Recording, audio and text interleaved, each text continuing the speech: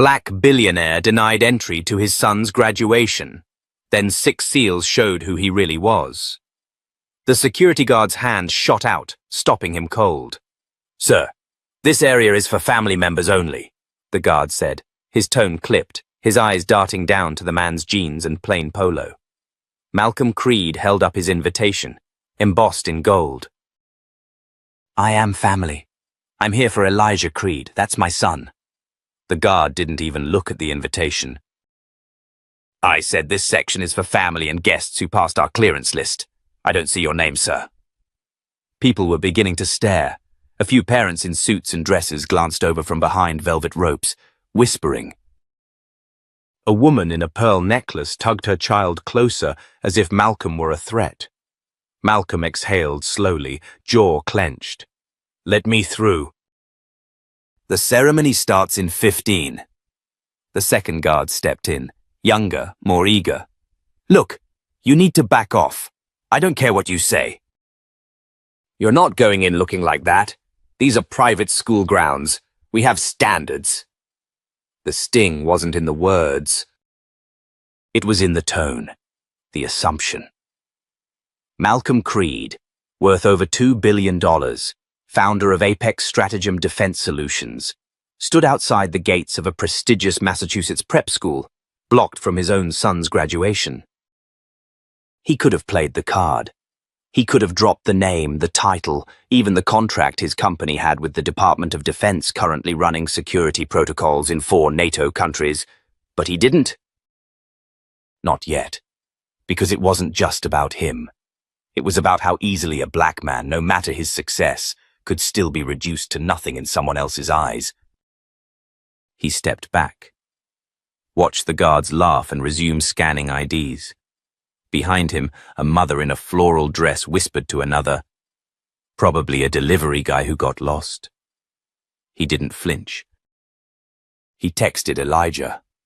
No answer. Then, from behind him, a voice. "Is there a problem, sir?" Malcolm turned to see a man in uniform, not a school security guard, but military, navy dress blues. And behind him, 5 more men approached, moving in sync, calm. Precise. Malcolm didn't speak. He didn't need to. The first SEAL gave a nod. "Mr. Creed, your son requested we make sure you were treated with respect today." One by one, all 6 of them turned toward the guards. Their medals gleamed in the sun. "Problem is," the leader said, "this man is our commanding officer, and unless you want a congressional hearing breathing down your neck by sunset, I'd suggest you let him pass." The guards paled. One stammered, We didn't know." "You didn't care to know," Malcolm said quietly. Then he stepped forward, the rope parting in silence as 6 SEALs escorted him to the front row. But that moment, that confrontation, it was only the beginning. 2 days earlier, Malcolm had stood alone in his Boston office overlooking the harbor.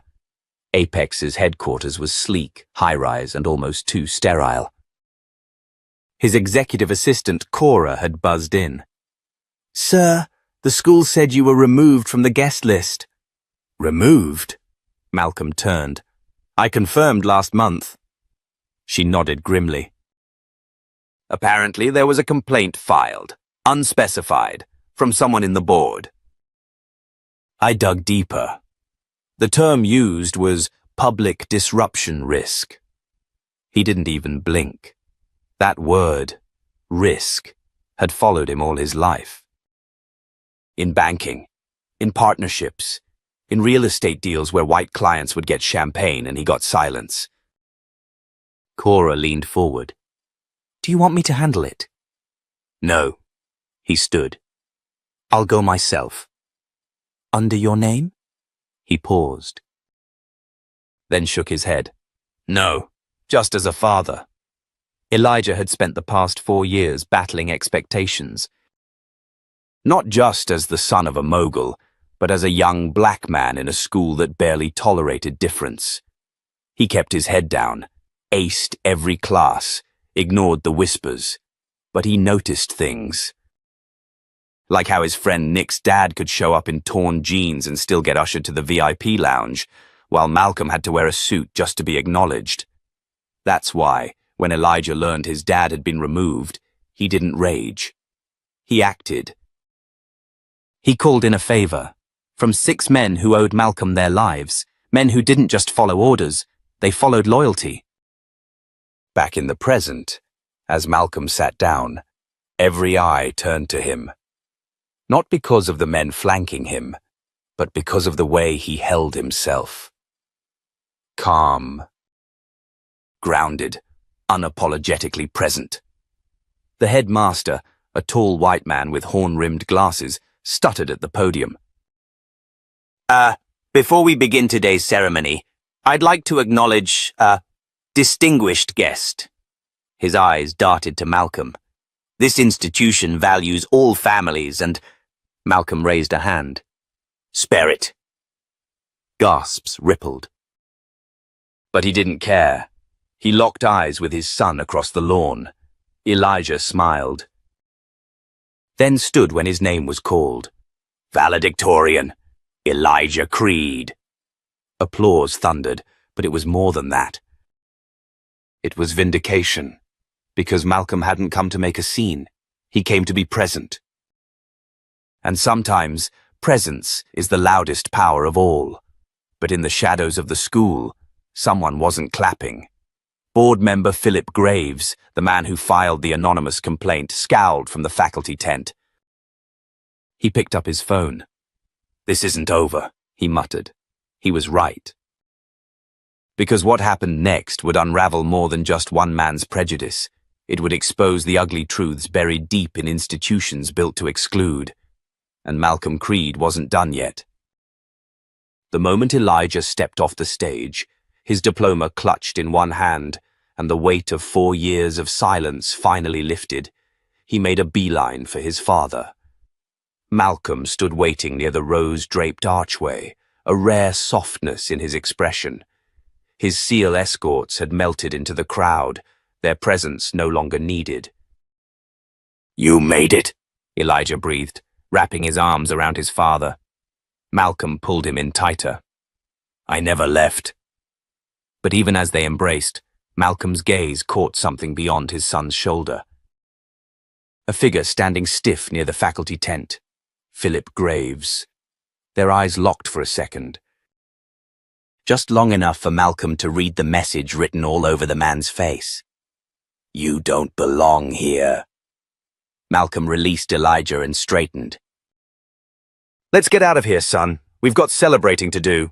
But Elijah didn't move. Did they really try to keep you out? They did more than try. Elijah's jaw tensed. They're lucky you didn't blow the roof off. Malcolm smiled faintly. That would have been too easy. Some walls are better brought down brick by brick. As they walked toward the parking lot, a voice rang out behind them. Mr. Creed, a moment if you will. It was Philip Graves, the same man who had tried to erase Malcolm from the guest list. His crisp linen suit contrasted with the sweat blooming under his collar. Malcolm turned slowly. I'm done listening to cowards today. Graves took a breath. Look, I didn't know about your background. If someone had just informed the board, Malcolm cut him off. So I needed a net worth statement to watch my son graduate? That's not what I meant. You meant exactly that. I wasn't a risk until you decided I looked like one. And now you're covering your ass because someone showed up with more medals than you have integrity. Graves's mouth tightened. We have an image to maintain. Parents with concerns. You have to understand. Malcolm took a step closer. No, you understand something. You're not going to bury this in a school memo. This isn't over. I'm filing a civil rights complaint, and I'm sending copies to every news desk from Boston to DC. Graves looked like he'd swallowed a nail. You wouldn't dare. Oh, I'd enjoy it. Before Graves could respond, Malcolm turned to Elijah. Let's go. They walked away, but the weight of injustice lingered in every step. Back in the car, Elijah stared out the window. "I'm sorry, Dad." "You don't apologize for other people's smallness." "I wanted today to be different." Malcolm's voice softened. "It was. You stood tall. You didn't hide." "That's more than most men twice your age manage." Elijah hesitated, then asked, "Why didn't you tell them who you were? I mean, you could have shut it all down." Malcolm's fingers tapped the steering wheel.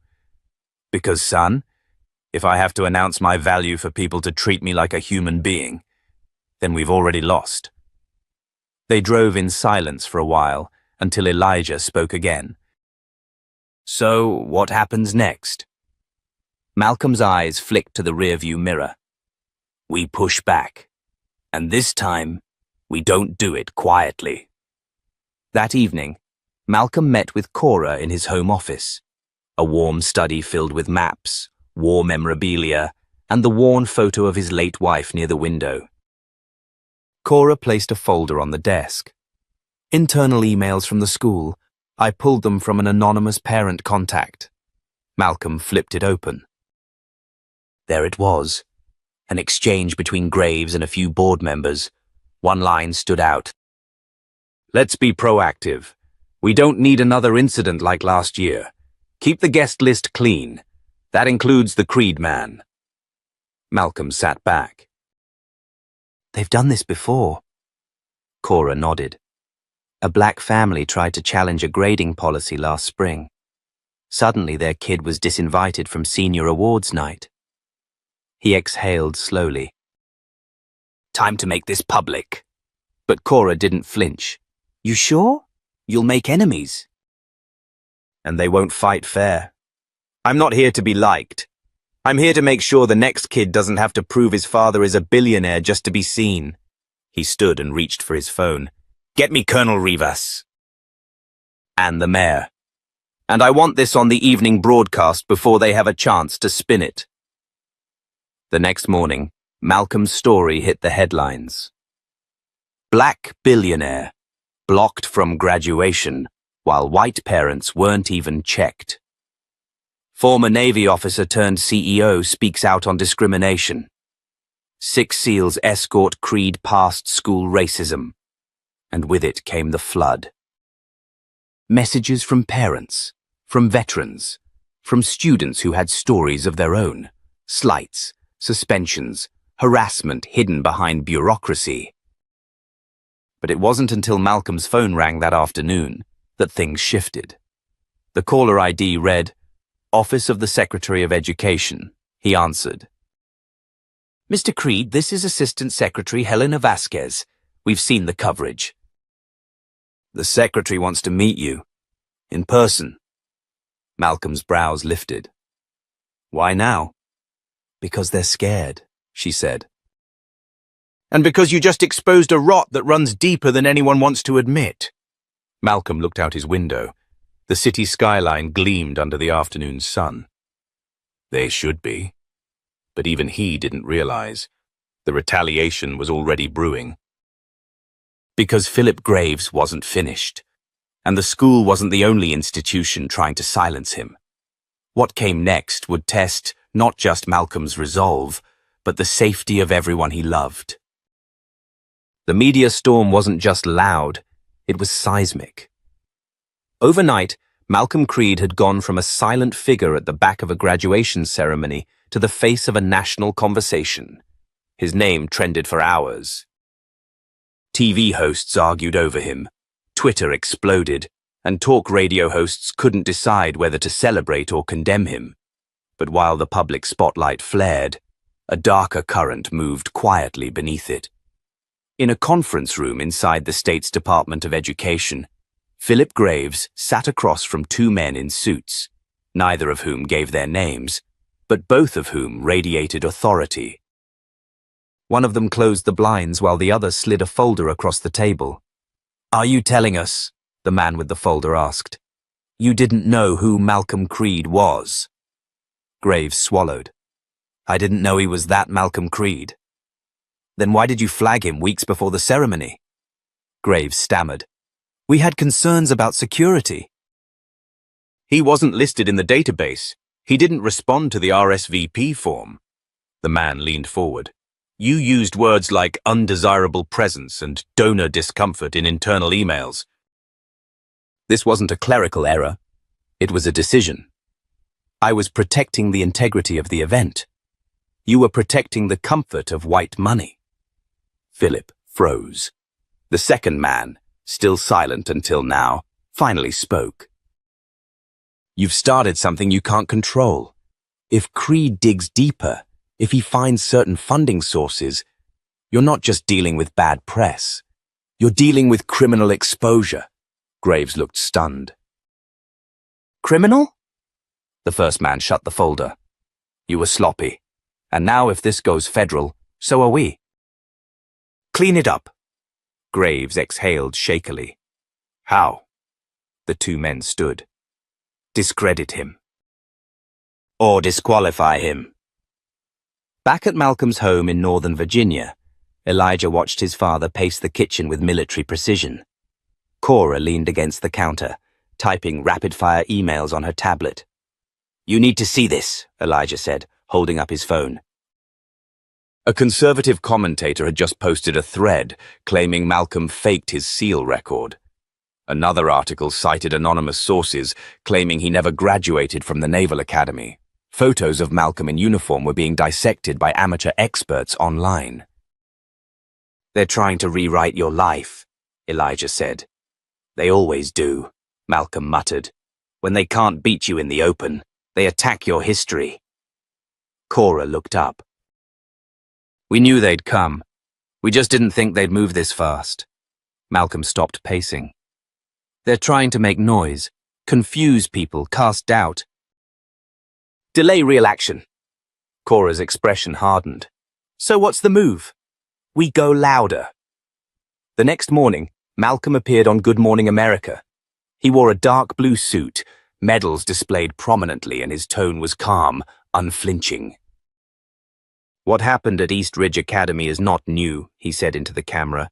It is not unique. It's simply one more layer of a system that prefers control over justice. That wants silence from people who look like me, but I will not be silent. His voice never rose, but his message hit like thunder.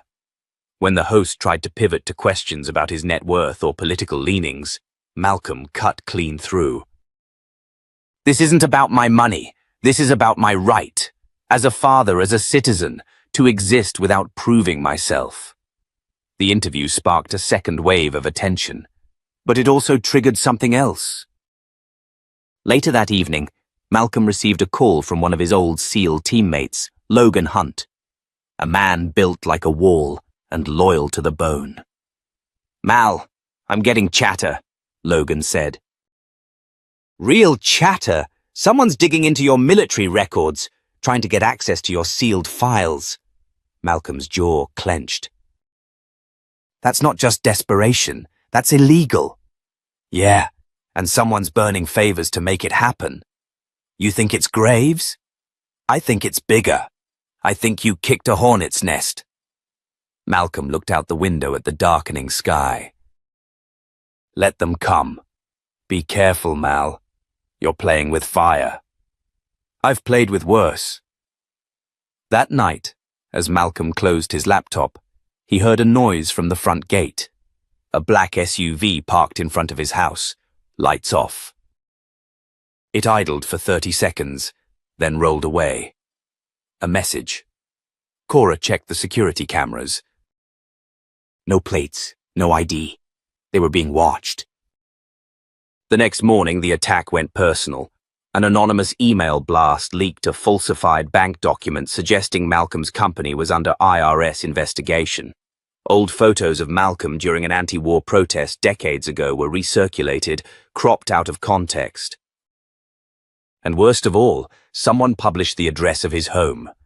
Journalists camped out by his driveway. Drones hovered. One even crashed into a tree on the lawn. Elijah couldn't take it. Why are we just sitting here? We should sue every one of them. Malcolm placed a firm hand on his shoulder. We fight smart, not fast. But they're trying to destroy you. They're trying to make me flinch. And I won't give them that. Cora appeared in the doorway. But maybe it's time we stop reacting. Maybe it's time we strike first. She dropped a new folder on the table. What's that? Malcolm asked. A full list of East Ridge donors. Names. Amounts. Ties to private prison contractors. Lobbying groups, PACs, and one particularly ugly board member who made a fortune off segregated charter schools. Malcolm opened the folder. His eyes narrowed. This is the real battlefield. Cora nodded. And you just found the first weak spot. Malcolm looked at Elijah. You ready to make some noise, son? Elijah's voice was steady. Let's burn it down. As they planned their next steps, none of them noticed the quiet click of a nearby phone. Someone on the inside had been listening, and they were about to tip off the very people Malcolm was preparing to expose. The fight wasn't just public anymore. It had just gone underground. The boardroom at East Ridge Academy pulsed with quiet tension. The long oak table, normally a space for polite strategy sessions and donor updates, now felt like a war room. At the head sat Headmaster Philip Graves, flanked by a legal advisor and a member of the board, Claudia Finch, a polished woman with steel blue eyes and a history of suppressing scandals before they reached headlines. We can't keep this quiet anymore, Claudia said, her voice sharp. He's too loud. Too clean, too strategic. The longer this goes, the more control we lose. Philip shifted uncomfortably. I've tried. We've fed stories to every outlet that would listen, but none of them are sticking. Creed doesn't have skeletons. If he does, they're buried deeper than any of us can reach. Then bury him with something else, Claudia snapped. Fabricate if you have to. Leak school documents. Say Elijah cheated his way in. Claim academic fraud. Philip balked. That's a child, Claudia.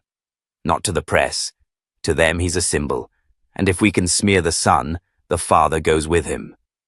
Philip didn't respond. He simply stared at the folder in front of him. The plan was uglier than anything he'd executed before, and for the first time, he felt fear. Not of Malcolm Creed, but of the mirror he'd have to face once this was all over. Meanwhile, in Malcolm's home office, Cora clicked through a series of encrypted files she'd received from an anonymous tip line. The sender had used the alias Watcher.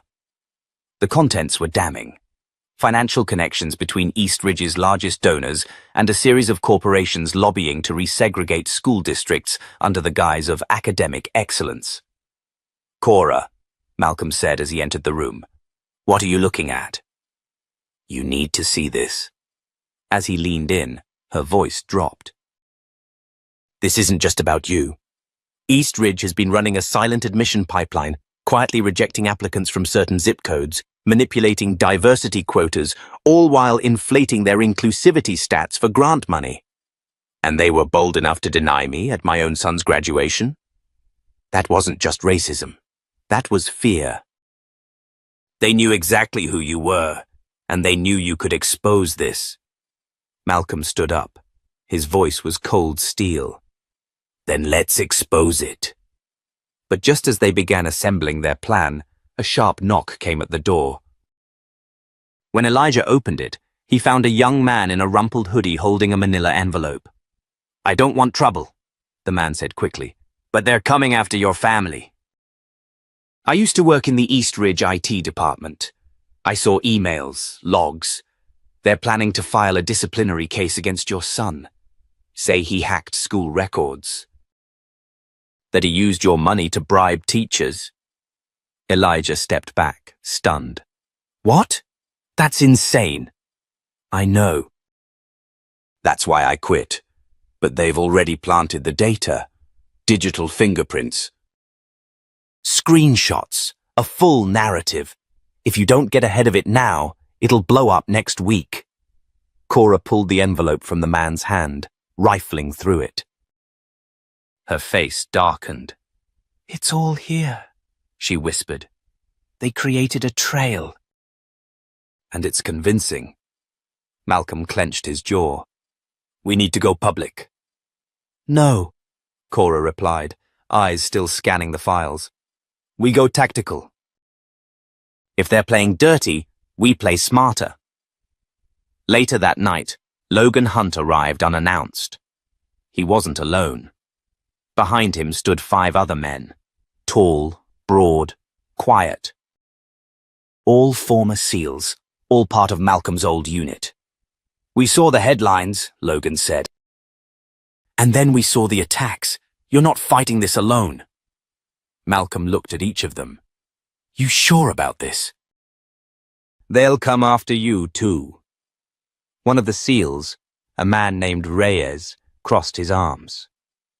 We've had your back in Afghanistan, Somalia, and half a dozen places the world doesn't know about. Some Ivy League boardroom doesn't scare us. Malcolm nodded. Good, because I'm going to war. By morning, the Creed household was a hub of operations. Elijah and Cora worked on compiling evidence to debunk the school's narrative, while Malcolm coordinated with his SEAL team to trace leaks, secure their network, and prep a counter-offensive.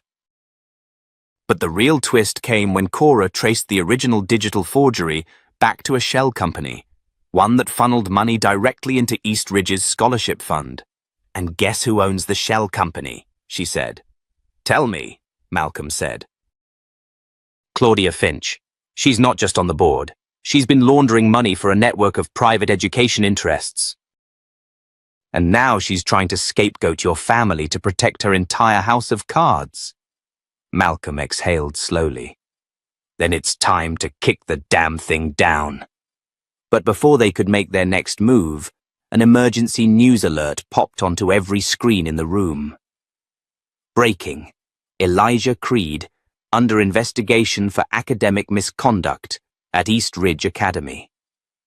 The headlines poured in. News vans parked outside again, commentators speculated, hashtags trended. East Ridge released a carefully worded statement that painted Elijah as a promising student who may have succumbed to external pressure. Elijah stared at the TV, fists clenched. They did it. They actually did it. Malcolm didn't flinch. Then we do what they fear most. What's that? Elijah asked. We shine a brighter light than they can handle. That night, Malcolm released a video. Just him. No suit, no script. I served this country for 22 years. I kept secrets for a living, but not tonight. Tonight I'm telling you the truth. He laid out everything. His denial at the ceremony, the school's backroom deals, the forged accusations and the money trails. He dropped names, dates, receipts. By the time the video ended, it had over 5 million views. By dawn, it would be 10. And deep in her penthouse office, Claudia Finch watched the footage with a shaking hand. He's going to ruin us, she whispered.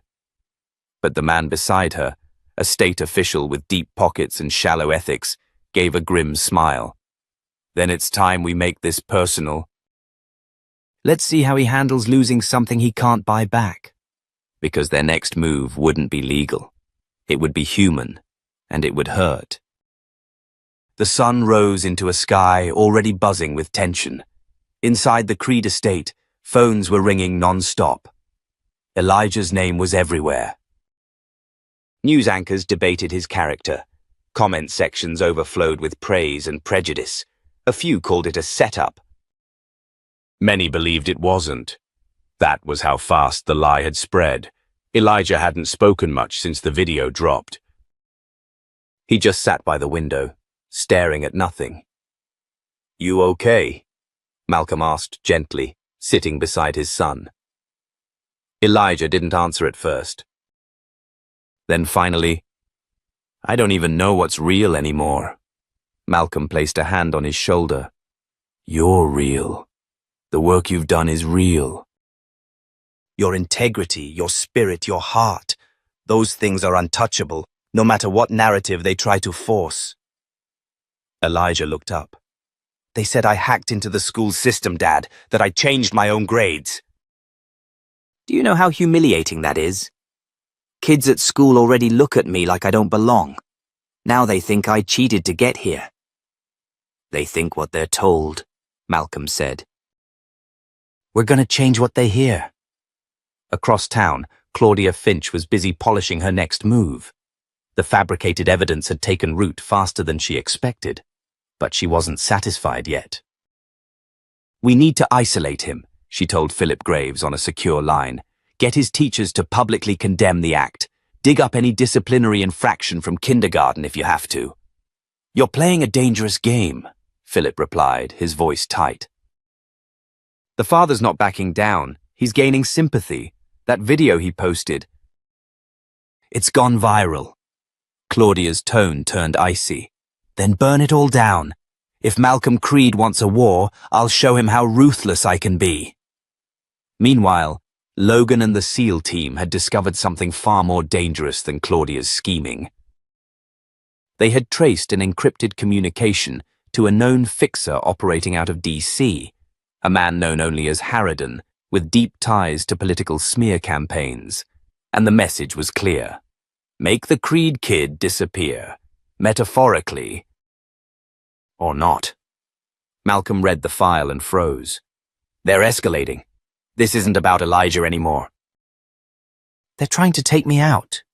No, Cora corrected. They're trying to provoke you. They want you to act out.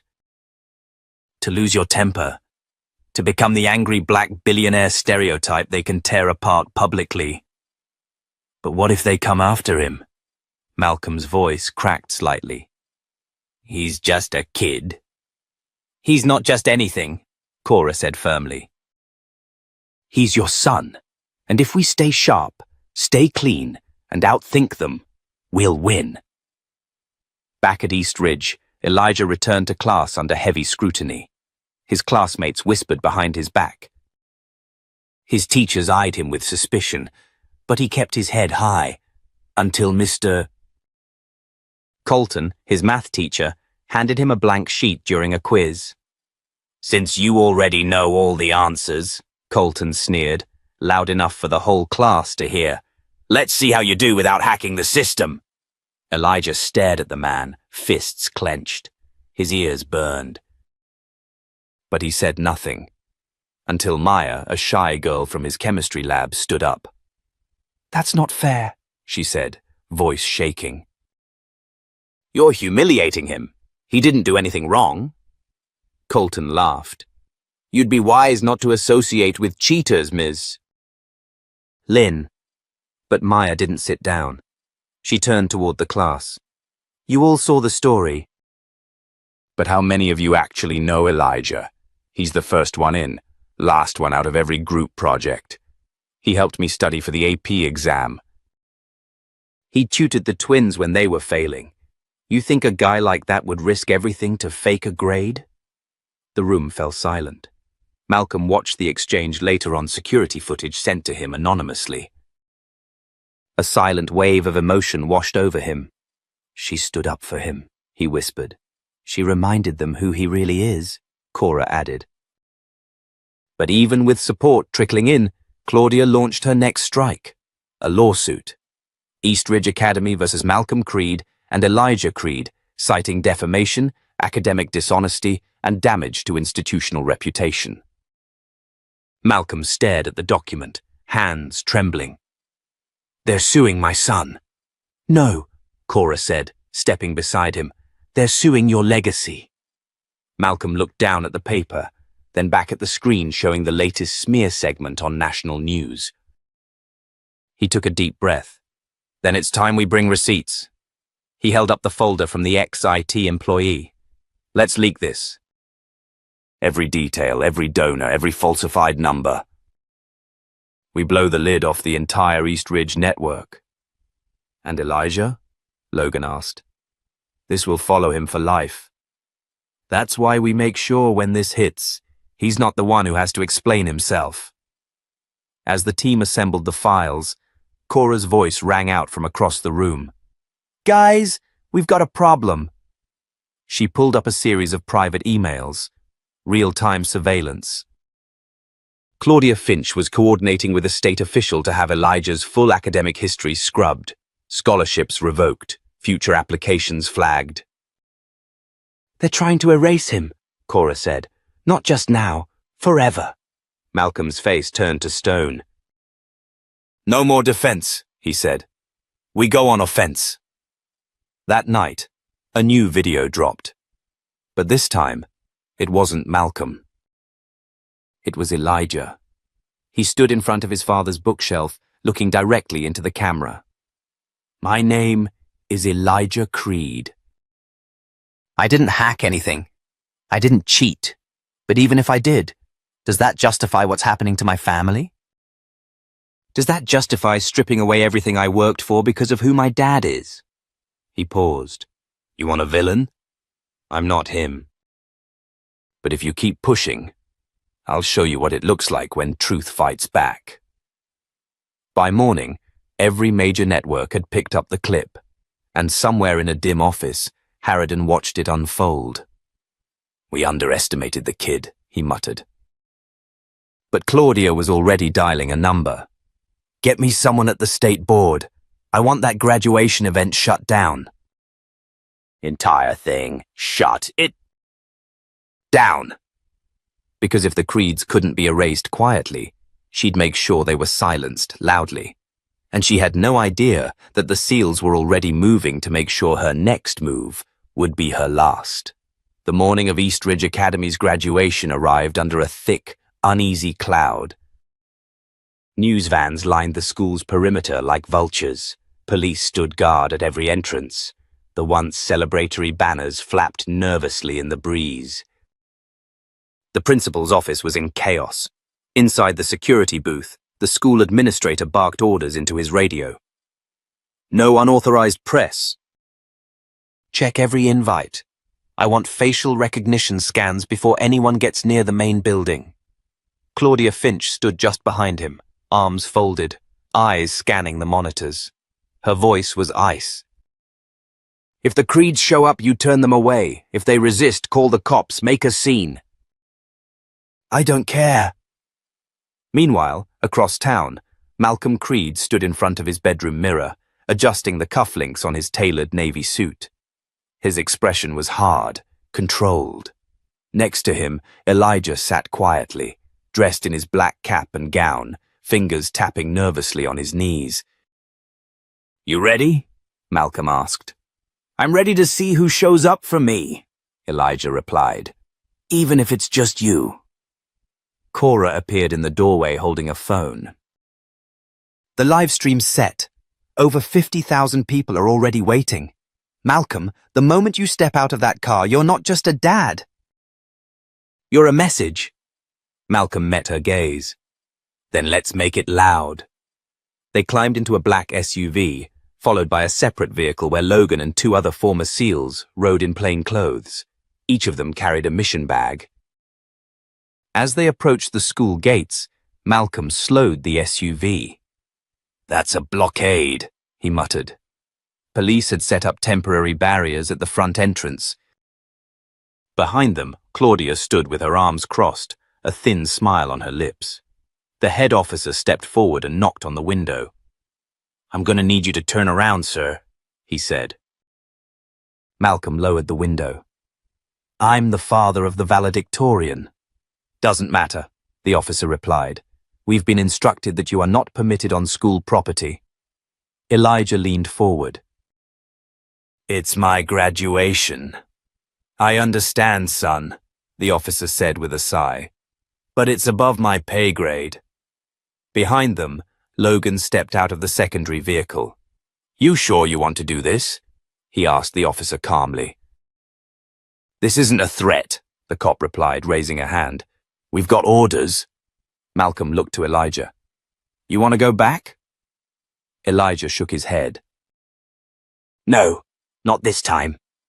Malcolm nodded once, then stepped out of the vehicle. He turned toward the crowd of cameras now gathering near the school fence. "My name is Malcolm Creed," he called out. "My son is Elijah Creed. Today is supposed to be his graduation."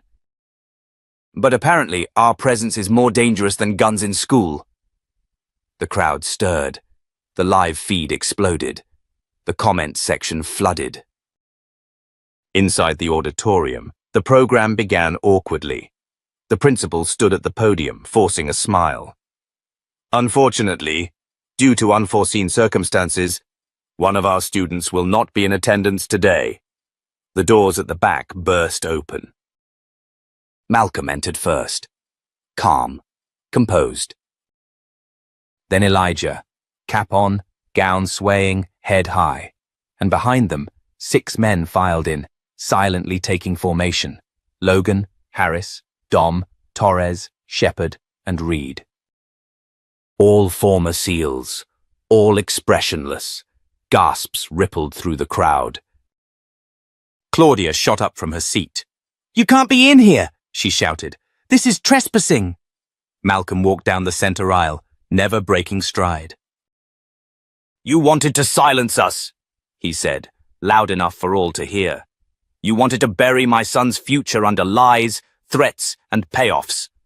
But the truth doesn't need permission to walk into a room." He gestured to Elijah. "This young man is the top student in this institution, and today he will walk across that stage, even if I have to build him one myself." Security moved forward, but the SEALs stepped in front of Malcolm and Elijah like human shields. Logan leaned toward the head of security and said quietly, "You really want to make national headlines tonight? Stop this nonsense and let the kid graduate." The principal, red-faced and shaking, whispered something to the school board rep. The rep blanched. He looked at Claudia, who stared back in fury, then reluctantly gave a nod.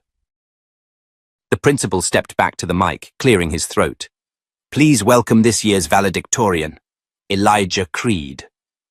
Applause erupted, hesitant at first, then thunderous. Elijah stood motionless for a second, taking it all in. As he stepped onto the stage, he looked at his father, then at Maya, then at Claudia, who was now dialing frantically on her phone. Elijah turned to the microphone. "You tried to erase me," he began. "But you didn't know I was built to survive erasure." The room quieted. No one moved. "You tried to shame me, because I didn't fit your mold of success. Because my father's power made you uncomfortable. Because my skin doesn't match your definition of legacy. But I didn't need to hack anything. I didn't need to cheat. I just needed to show up. And that's exactly what I'm doing." He paused, then said softly, "This stage is mine." As he stepped down, Malcolm reached up and wiped a tear from his own cheek. Outside, Claudia stood with her phone still pressed to her ear. "Get me the governor's office," she barked. "This isn't over." But before she could finish, a voice interrupted. "That won't be necessary." Claudia turned and froze. Standing behind her was Agent Barrett from the Department of Justice, flanked by 2 agents in dark suits. "Claudia Finch," he said, "we'd like a word about the wire transfers from the Harridan Group and the forged evidence submitted to the State Education Board." Her mouth opened, but no sound came out. "This is harassment," she said weakly. "No," Barrett said. "This is accountability." Back inside, Malcolm and Elijah stood side by side in the center of the stage. "This is just the beginning," Elijah whispered. Malcolm smiled. "No, son. This is the moment everything changes." And the world was watching. The sun had barely risen the next morning when the media frenzy exploded. Clips from Elijah's speech were everywhere. TikTok, YouTube, CNN. Headlines read like poetry written in revenge. Black billionaire's son reclaims his stage. SEALs escort valedictorian past corruption. Claudia Finch under federal investigation. At Malcolm's estate, the mood was somewhere between exhausted and electric. Elijah sat at the kitchen table, still in pajamas, scrolling through the endless cascade of messages flooding his phone. 20 million views, he whispered. In less than 12 hours. Malcolm poured coffee, setting a mug in front of his son. The world was starving for truth, and you gave them a full-course meal. Elijah looked up. I didn't think I could do it, not really. I thought they'd find a way to break me before I ever got to that stage. Malcolm sat across from him. They tried, but they didn't know who they were dealing with. Before Elijah could respond, Logan entered the room with Cora, both holding tablets. You might want to sit down for this, Logan said, handing Malcolm the screen. On it was a document dump, bank transfers, email exchanges, voice recordings, all pointing back to a coordinated campaign to blackmail Malcolm into withdrawing Elijah from the school months earlier. Cora added, Barrett's team traced payments from Claudia Finch to a super PAC that lobbied against your tech contracts in 3 states. There's a web here, Malcolm. Deep and nasty. Elijah leaned over to see.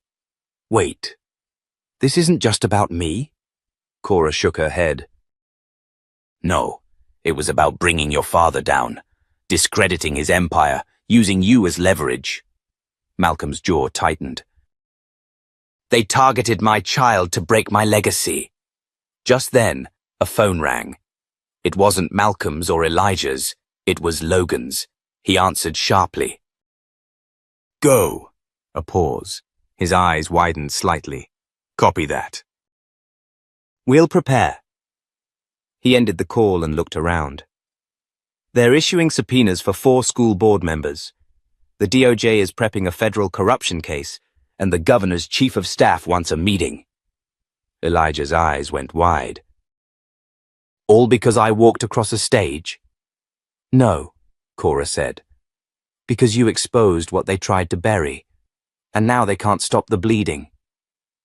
Malcolm stood and walked to the window, staring out at the wide expanse of his property. We need to act fast. If we sit on this, they'll spin it. Logan nodded. What do you have in mind? Malcolm turned around slowly. A press conference. I want every camera in the country pointed at us when we lay this out. No whispers. No filters. Full transparency. That night, inside the grand ballroom of the Langston Hotel, the press arrived in droves. Cameras flashed. Networks cut in live. Reporters elbowed their way to the front of the velvet ropes. On stage stood Malcolm Creed, flanked by Elijah, Cora, Logan, and Agent Barrett. Malcolm stepped to the microphone. The room hushed. I didn't come here today as a billionaire. Or as a man whose child was denied his right to be celebrated. I came here as a father, one who watched a system try to crush his son to protect its own image. He gestured to Elijah, who stood tall and calm. What they didn't expect was that the next generation, our children, would be stronger than their lies. He tapped the tablet in front of him and projected documents behind them. Transaction logs, secret recordings, internal memos from the school board. The people responsible for this mess have names. They wear suits, sit on boards, and write checks with other people's futures. But tonight, we unmask them. Cora stepped forward and read off the list of names. One by one, each tied to kickbacks, fraudulent contracts, or political deals. The room buzzed with reporters frantically scribbling. Suddenly, a voice from the crowd shouted, Mr. Creed, what do you say to those who think this is revenge? Malcolm replied without hesitation. This is not revenge. It's reckoning. Then he handed the mic to Elijah. I didn't ask to be a symbol, Elijah said. I just wanted to graduate. But they turned my name into a battlefield, so now I'll be a soldier if I have to. Applause burst through the room. Just as Malcolm stepped away, his phone buzzed. A message flashed across the screen. Governor's office requesting private meeting. DOJ has authorized cooperation. He looked at Logan, then nodded. It's time. The moment was electric. The press, The public, even the critics, could feel it. Something had shifted. And far across town, in a dark office, Claudia Finch watched the conference in silence. Her desk was bare, her phone disconnected. She sat frozen as her image flashed across every news channel, labeled "under federal investigation." Her mouth twitched. Not anger, not denial. Just the creeping realization that she had bet everything, and lost to the very people she once dismissed. Back at the hotel, Elijah turned to his father and whispered, "So, what now?" Malcolm smiled. "Now, son, we build something bigger than revenge. We build a legacy they can't tear down." And with that, they stepped down from the stage, together, unstoppable. The day of reckoning didn't end with headlines. It unfolded in courtrooms, city halls, and boardrooms across the country. But for Malcolm Creed and his son Elijah, the real victory wasn't about public takedowns. It was about healing. A week after the press conference, the Creed Foundation hosted its annual gala, this time with a new mission: education reform. Elijah walked through the grand hall of the Langston Civic Center, wearing a tailored navy suit and a proud smile. Beside him, Malcolm greeted guests ranging from political leaders to local educators, each of them now invested in reshaping how minority students were treated in elite institutions. As the room quieted, Elijah took the stage once again. But this time, there were no obstacles between him and the microphone. "My story isn't just mine," he began. "It belongs to every kid who was told they don't belong, to every parent who had to stay silent to protect their child's future, and to every voice that was muted by fear or power. But tonight, that silence ends." The crowd rose in applause. "And to the people who tried to use their power to shut me out, thank you. Because you made me realize the stage I was meant to stand on is so much bigger than a gym floor." Off stage, Malcolm watched his son with a mixture of awe and quiet pride. But then, something unexpected happened. A young woman stepped forward from the crowd. She was barely 20, her voice trembling. "My name is Olivia Carter. I used to be in the same school district as Elijah. I dropped out last year after being racially profiled and suspended for something I didn't do. I thought no one would ever care."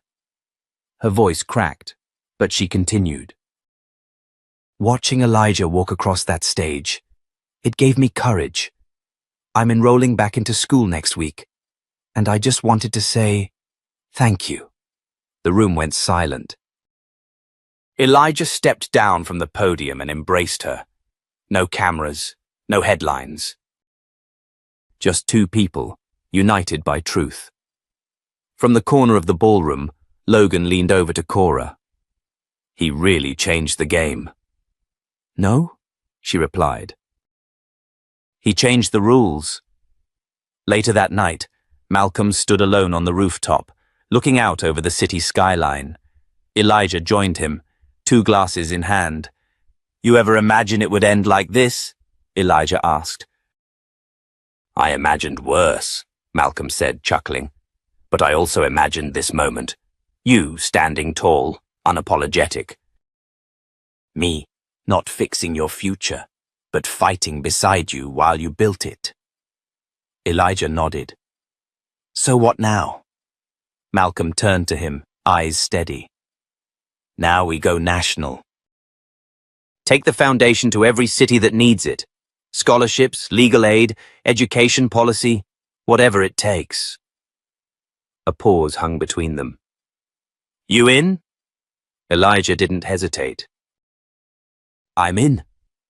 Down below, spotlights swept across the gala's courtyard, illuminating the Creed Foundation banner hanging from the entrance. It read, "Every child deserves the stage." And as the camera panned out from the rooftop, father and son side by side, it didn't just show the story of one black billionaire and his son. It showed a movement beginning. Because what they tried to silence became a voice too loud to ignore.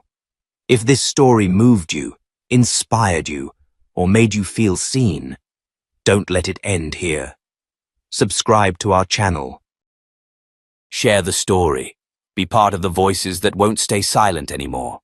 Because sometimes the most powerful truth is the one they tried to keep off the stage.